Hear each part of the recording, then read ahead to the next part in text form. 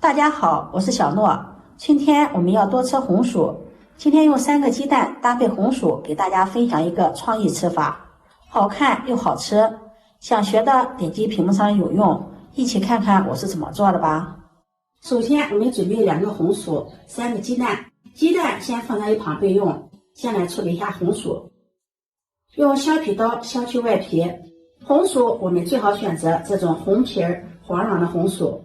这种红薯口感软糯，吃起来口感特别的好。再切掉2头，然后切成薄片，切得越薄越好，这样更方便蒸熟。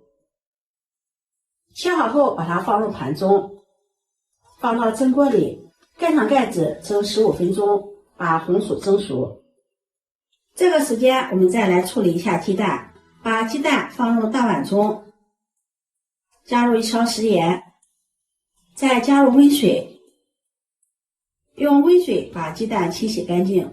鸡蛋的外壳会有一些鸡粪、脏东西残留和看不见的细菌，不清洗打的时候容易把脏东西、细菌带入鸡蛋液中，所以说我们在食用之前一定要把鸡蛋清洗干净。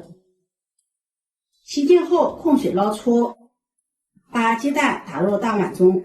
这3个鸡蛋带壳重是150克，往里面再加入70克的纯牛奶，加入20克的白糖，再加入4克酵母，用筷子充分的将鸡蛋搅散，然后再分次少量的加入400克的面粉，边倒边搅拌，搅拌成大面絮状，再加入20克的玉米油。油我们最好选择玉米油或者是没有气味的食用油。下手揉成面团，用鸡蛋和的面团比较粘手，我们把它揉成这样的面团就可以了。盖上盖子醒面10分钟，醒面10分钟可以增加面团的延展性，而且揉的时候也不怎么粘手了。10分钟后再把它揉一揉，揉匀，揉成这样一个软硬适中的面团。在面盆中不好揉面，我们把它移到面垫上，再好好的揉一揉，像洗衣服一样推拉揉搓，揉出手套膜。想要快速的揉出手套膜，我们可以这样一边推拉揉搓，一边摔打。揉了7、8分钟左右，我们拉扯面团看一下，揉出这样的手套膜就可以了，不破裂，薄薄的一层。再将它整理圆润，放到面盆中，盖上保鲜膜，请它至2倍大。这会儿红薯也蒸好了，打开盖子，用筷子戳一下红薯，像这样轻松的戳透，红薯就蒸熟了。用夹子把红薯小心的取出来，用擀面杖把红薯压成红薯泥。红薯本身的糖分就含量很高，这里就不需要加糖了。不过喜欢吃甜的呢，也可以往里面加入1勺白糖，把它压成这样细腻的红薯泥。不粘锅中加入10克黄油，小火把黄油炒化，然后放入我们压好的红薯泥，用铲子不停的翻炒。因为这个红薯泥容易粘锅，我们在炒的时候尽量选择不粘锅，用小火不停的翻炒，把水分炒干，剩下的就是精华了，一直炒出焦糖的香味儿，像视频中这样可以爆成团，像这样就可以了。把它盛出，放在盘中晾凉，用铲子给它铲一铲，铲成小块，这样晾得更快一些。不烫手的时候戴上一次性的手套，把它揉成团，揪下一块，把它捏一捏，捏瓷实，再团成小圆球，团成这样的红薯球。团好后把它放在盘中备用。2块地瓜炒好后团了这样8个红薯球，现在这个满是精华了。这会儿面也发好了，这样发好的面团表面非常的光滑细腻，剥开看看，里面也是满满的蜂窝组织。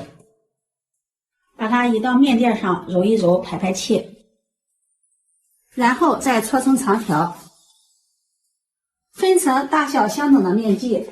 面剂我们也分成8份，把每一个面剂再给它揉一揉，揉圆。先把它揉成这样的小面团。全部揉好后，盖上保鲜膜，防止风干。取第一个揉好的面剂，把它放在面垫上，按扁，再用擀面杖把它擀开，擀成一个小面饼。擀成这样的面饼，放上我们团好的红薯球，用包包子的手法把它包起来，收口处捏紧实，然后收口处朝下，再将它整理一下，再轻轻的按扁，转着方向用擀面杖压一压，再将它擀开，也不要擀得太薄了，擀成像视频中这样就可以了，厚度大约在 0.5 厘米左右。再用剪刀在四周剪出花形，再将它稍微整理一下，整得圆润一些。像这样一个生坯就做好了。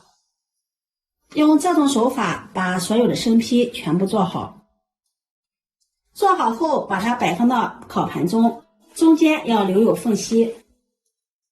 盖上保鲜膜，2次醒发15分钟。接下来准备一个鸡蛋黄，把它放入碗中，用刷子把蛋黄刷散。刷散后把它放在一旁备用。15分钟后就2次醒发好了，看一下体积变大了，变得胖乎乎的了。在生坯的表面刷上蛋黄液，这样好看又好吃。不要刷的太多了，薄薄的一层就可以。在上面再撒上白芝麻，点缀增香。烤箱提前预热5分钟，把烤盘放到烤箱的中层，170度上下火烤20分钟。由于各家烤箱脾气不同，烤的过程中我们要勤观察。烤到表面金黄，可以闻到浓浓的面包香味了，把它取出来。这样我们的红薯小面包就做好了。表皮金黄，带着浓浓的奶香味和红薯的香甜味，颜值高。按压一下，表皮酥脆，内里暄软，掰开看看，里面香甜又软糯，好看又好吃。这样做的红薯小面包既可以当做小零食，又可以当做早餐饼，好吃营养又美味。今天的视频就分享到这里了，如果你喜欢就收藏起来试试吧。喜欢我的视频记得点赞、关注、转发，点我头像可以看到更多美食视频。我每天都会发布不一样的视频，我们下期视频再见。